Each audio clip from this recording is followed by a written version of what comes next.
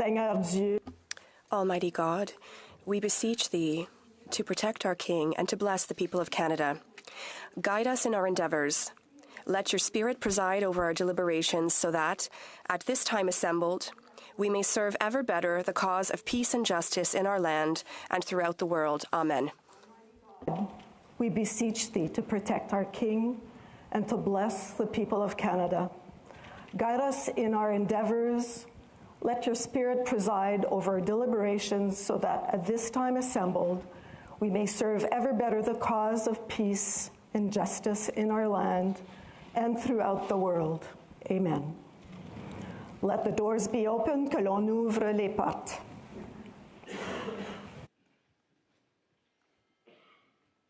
N'étant saisi d'aucune affaire. As there is no business before the Senate, is it your pleasure, Honourable Senators, that the sitting be suspended to await the arrival of His Majesty the King? As there is no business before the Senate, is it your pleasure, Honourable Senators, that the sitting be suspended to await the arrival of His Majesty the King? D'accord. Agreed.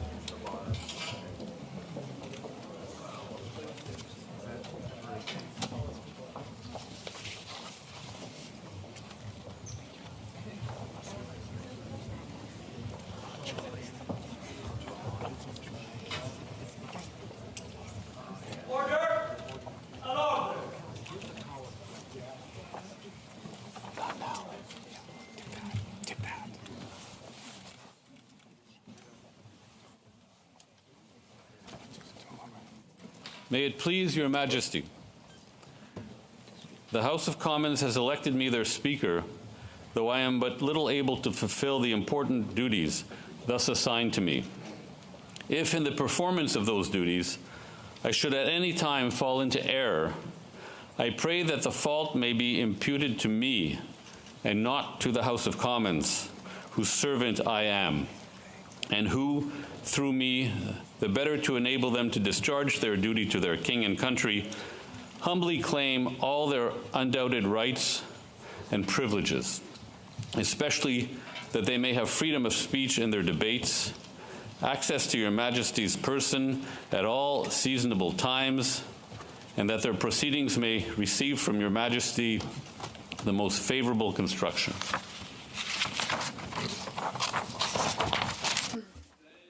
May it please your Majesty. The House of Commons has elected me their Speaker, though I am but little able to fulfill the important duties thus assigned to me. If, in the performance of those duties, I should at any time fall into error, I pray that the fault may be imputed to me and not to the Commons, whose servant I am, and who, through me, the better to enable them to discharge their duty to their king and country, humbly claim all their undoubted rights and privileges, especially that they may have freedom of speech in their debates, access to your Majesty's person at all seasonable times, and that their proceedings may receive from your Majesty the most favorable construction.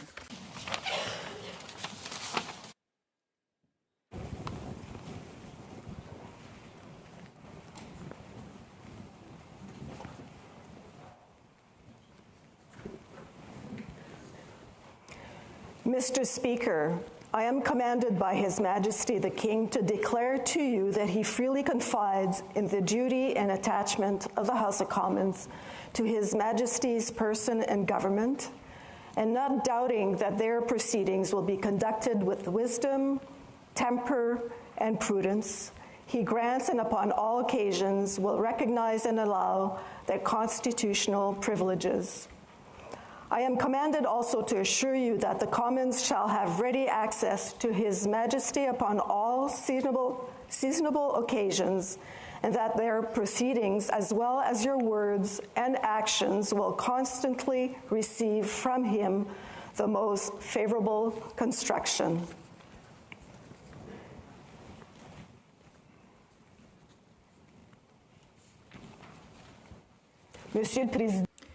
Mr. Speaker, I am commanded by His Majesty the King to declare to you that he freely confides in the duty and attachment of the House of Commons to His Majesty's person and government, and not doubting that their proceedings will be conducted with wisdom, temper, and prudence, he grants, and upon all occasions will recognize and allow their constitutional privileges.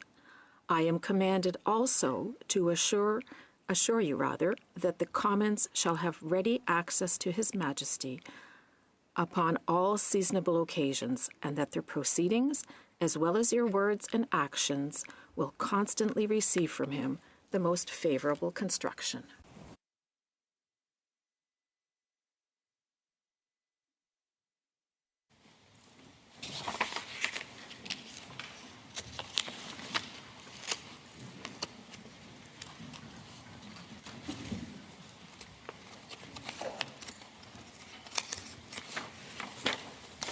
Honourable Senators, members of the House of Commons, it is with a deep sense of pride and pleasure that my wife and I join you here today as we witness Canadians coming together in a renewed sense of national pride, unity, and hope.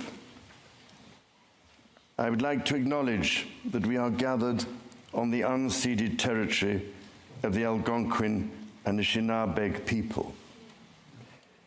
This land acknowledgement is a recognition of shared history as a nation, while continuing to deepen my own understanding.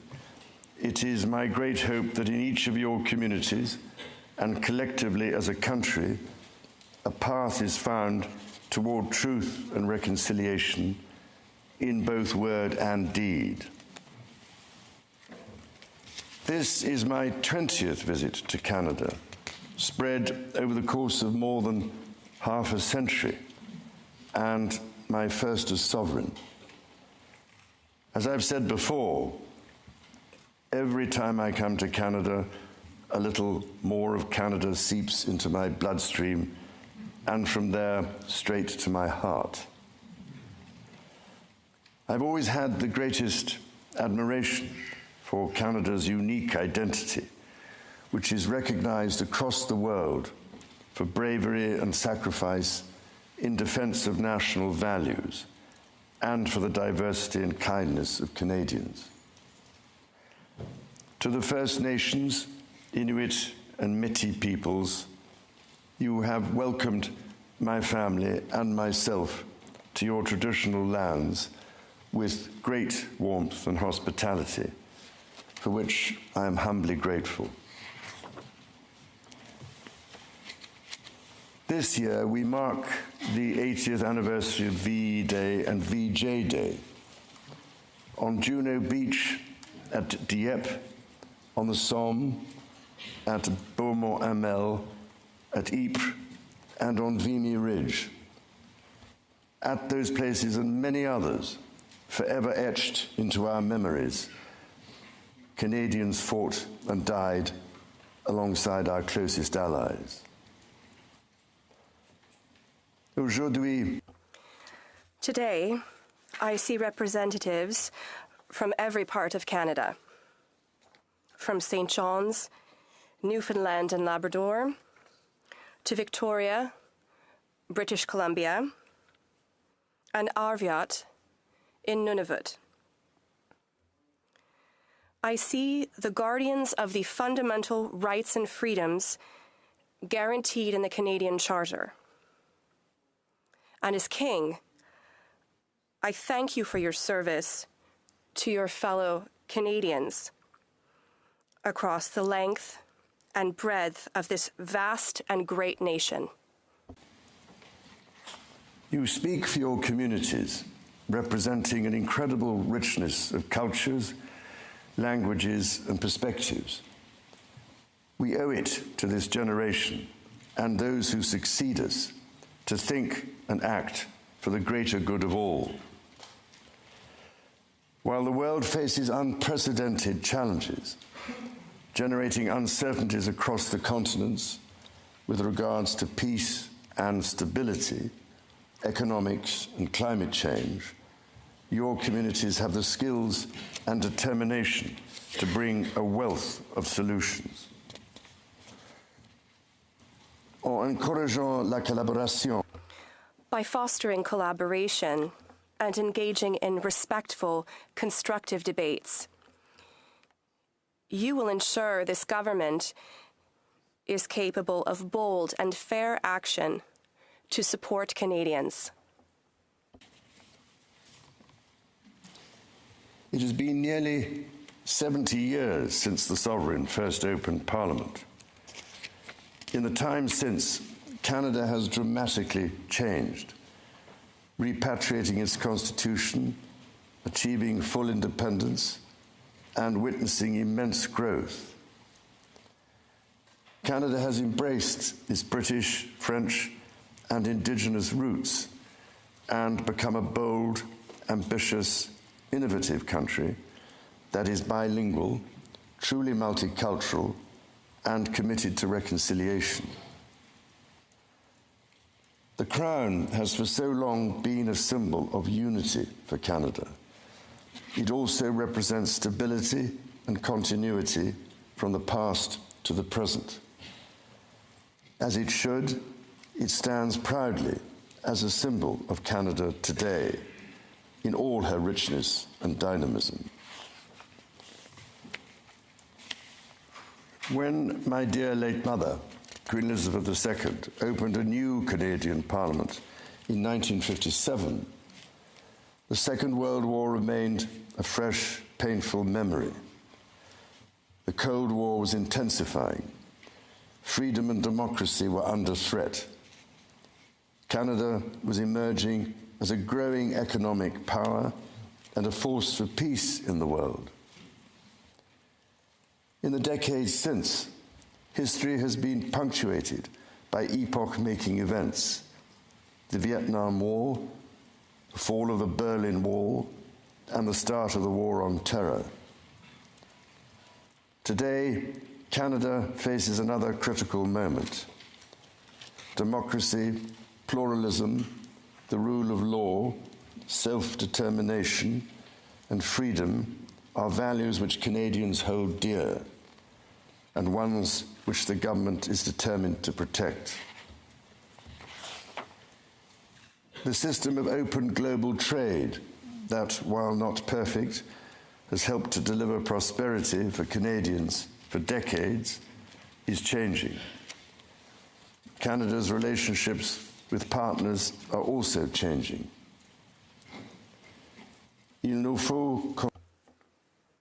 We must be clear-eyed.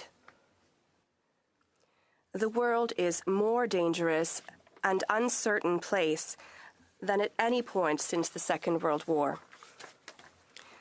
Canada is facing challenges that are unprecedented in our lifetimes. Many Canadians are feeling anxious and worried about the drastically changing world around them.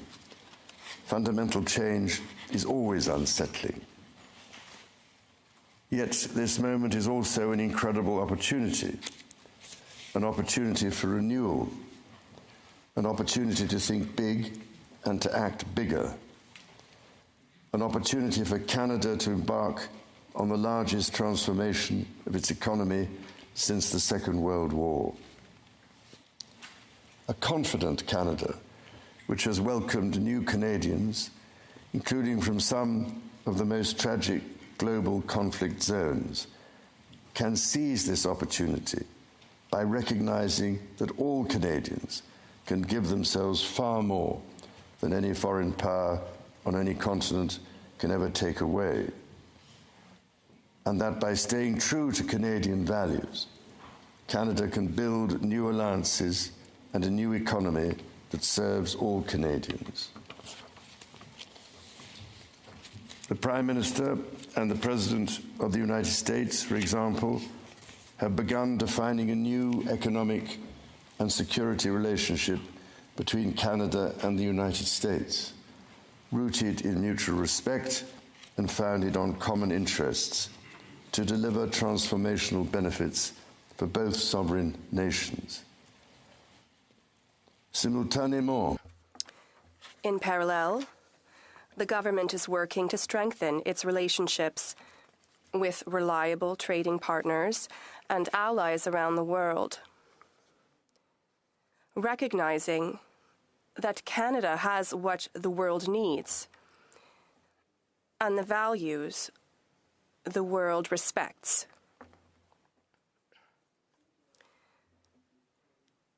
Canada is ready to build a coalition of like-minded countries that share its values,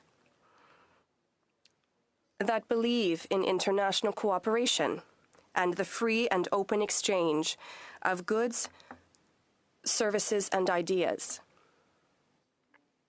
In this new, fast-evolving world, Canada is ready to lead. This will be demonstrated in June, when Canada convenes the G7 summit. the government is guided by its conviction that the economy is only truly strong when it serves everyone. Many Canadians are struggling to get ahead. The government is responding, reducing middle-class taxes and saving two-income families up to $840 a year. It will cut the GST on homes at or under $1 million for first-time home buyers, delivering savings of up to $50,000. And it will lower the GST on homes between $1 million and $1.5 million. Le gouvernement.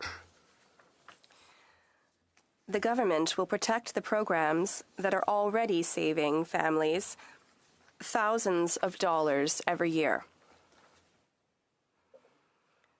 These include childcare and pharmacare. In addition to these, the government has recently expanded the Canadian Dental Care Plan to cover about 8 million Canadians, saving the average person more than $800 annually. The government's overarching goal, its core mission, is to build the strongest economy in the G7. That starts with creating one Canadian economy out of 13. Internal barriers to trade and labour mobility cost Canada as much as $200 billion each year. The government will introduce legislation to remove all remaining federal barriers to internal trade and labour mobility by Canada Day.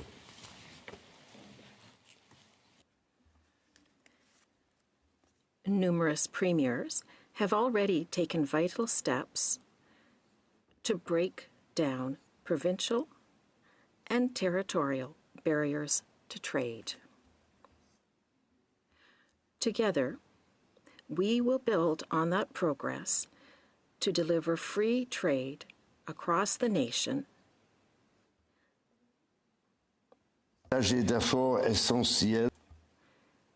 This is critical to unlocking Canada's full economic potential, but it's not enough. To build Canada strong, the government is working closely with provinces, territories, and Indigenous peoples to identify and catalyse projects of national significance. Projects that will connect Canada, that will deepen Canada's ties with the world, and that will create high-paying jobs for generations. Given the pace of change and the scale of opportunities, speed is of the essence. Through the creation of a new major federal project office, the time needed to approve a project will be reduced from 5 years to 2, all while upholding Canada's world-leading environmental standards and its constitutional obligations to Indigenous peoples. The government will also strike cooperation agreements with every interested province and territory within 6 months to realise its goal of one project, one review. When Canadians come together, Canada builds things that last. Éliminer ces obstacles qui freinent. By removing these barriers that have held back our economy, we will unleash a new era of growth that will ensure we don't just survive ongoing trade wars, but emerge from them stronger than ever. It will enable Canada to become the world's leading energy superpower in both clean and conventional energy, to build an industrial strategy that will make Canada more globally competitive while fighting climate change, to build hundreds of thousands of good careers in the skilled trades, and to build Canada into the world's leading hub for science and innovation. Critically, the government will undertake a series of measures to help double the rate of home building while creating an entirely new housing industry, using Canadian technology, Canadian skilled workers, and Canadian lumber. The government will introduce measures to deliver affordable homes by creating Build Canada Homes. This mission-driven organization will act to accelerate the development of new affordable housing. It will invest in the growth of the prefabricated and modular housing industry, and it will provide significant financing to affordable home builders. The government will make the housing market work better, including by cutting municipal development charges in half for all multi-unit housing. The government will drive supply up to bring housing costs down. To be truly strong, Canada must be secure. To that end, the government will introduce legislation to enhance security at Canada's borders. Law enforcement and intelligence agencies will have new tools to stop the flow of fentanyl and its precursors. The Canada Border Services Agency will be given new powers to examine goods destined for export, to prevent the transport of illegal and stolen products, including cars. Le gouvernement protégera. The government will protect Canada's sovereignty by rebuilding, rearming, and reinvesting in the Canadian Armed Forces. It will boost Canada's defense industry by joining Rearm Europe to invest in transatlantic security with Canada's European partners. And it will invest to strengthen its presence in the North, as this region, which is an integral part of Canada, faces new threats.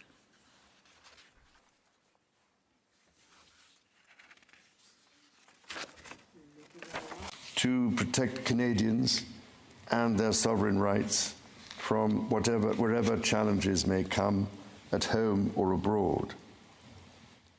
To keep communities safe, the government will hire 1,000 more RCMP personnel.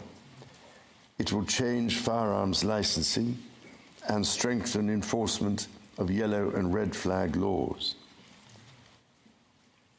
Weapons licenses for those convicted of intimate partner violence and those subject to protection orders will be revoked.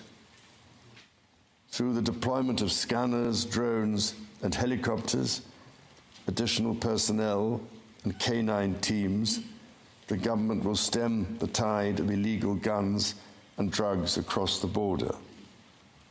It will take these steps while protecting the rights of law-abiding gun owners and Indigenous peoples' long-standing hunting traditions. The government will bring a renewed focus on car theft and home invasions by toughening the criminal code to make bail harder to get for repeat offenders charged with committing these crimes, along with human trafficking and drug smuggling. During this time of great change, Canadians are uniting behind what makes Canada unique. La langue française et la culture. The French language and the Quebec culture are at the heart of the Canadian identity. They define the country that Canadians and I love so much. Canada is a country that respects and celebrates its official languages and Indigenous languages.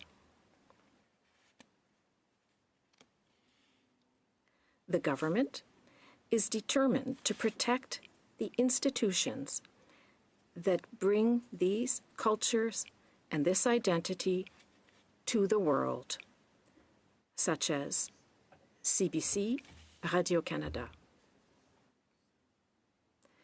It will protect the people who give us access to fresh, healthy, and quality food, agricultural producers, and it will protect supply management. Nature is core to Canada's identity. In 2022, Canada convened COP15 in Montreal, which concluded with 196 countries striking a historic agreement to protect 30% of their lands and 30% of waters by 2030. To this end, the government will protect more of Canada's nature than ever before through the creation of new national parks, national urban parks, marine protected areas, and other conservation initiatives. The government will always protect the rights and freedoms that the Charter guarantees for every Canadian. The government will be a reliable partner to Indigenous peoples, upholding its fundamental commitment to advancing reconciliation. Central to this commitment is the creation of long-term wealth and prosperity with Indigenous peoples. For that reason, the government will double the Indigenous Loan Guarantee Program from $5 billion to $10 billion, enabling more Indigenous communities to become owners of major projects. As Canada moves forward with nation-building projects, the government will always be firmly guided by the principle of free, prior, and informed consent. Canada's immigration system has long been a source of pride for Canadians and of dynamism for the economy. The government is dedicated to rebuilding the trust of Canadians in immigration by restoring balance to the system. Le gouvernement instaurera. The government will cap the total number of temporary foreign workers and international students to less than 5% of Canada's population by 2027. By doing this, the government will attract the best talent in the world to build our economy while sending a clear message to Canadians working abroad that there is no better time to come home.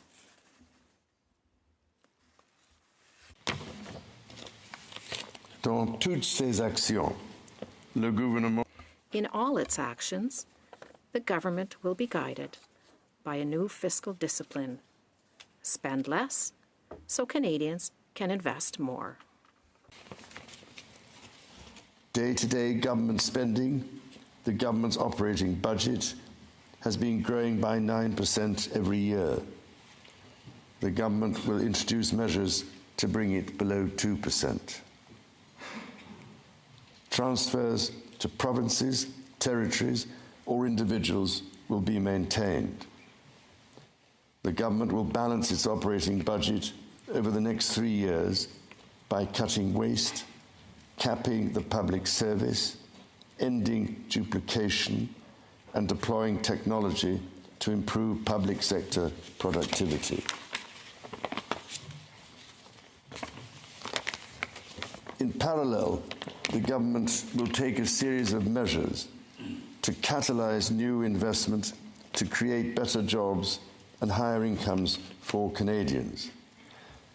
The scale of the government's initiative will match the challenges of our times and the ambitions of Canadians. Honourable Senators, members of the House of Commons, when my dear late mother addressed your predecessors 7 decades ago, she said that in that age and against the backdrop of international affairs, no nation could live unto itself. It is a source of great pride that in the following decades, Canada has continued to set an example to the world in her conduct and values as a force for good. À vous. I wish to express to you and to the people of Canada my heartfelt gratitude, and that of my wife, for the warmth of the welcome which we have received. And reminds us the true North is indeed strong and free.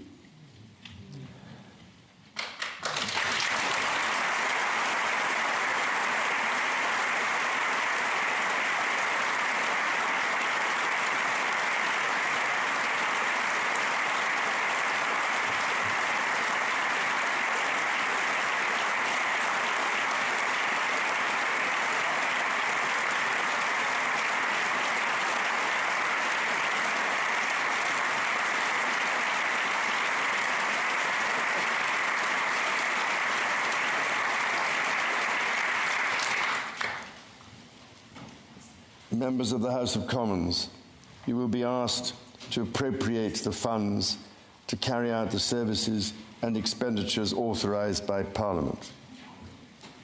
May you honour the profound trust bestowed upon you by Canadians, and may God bless and guide you in all your duties.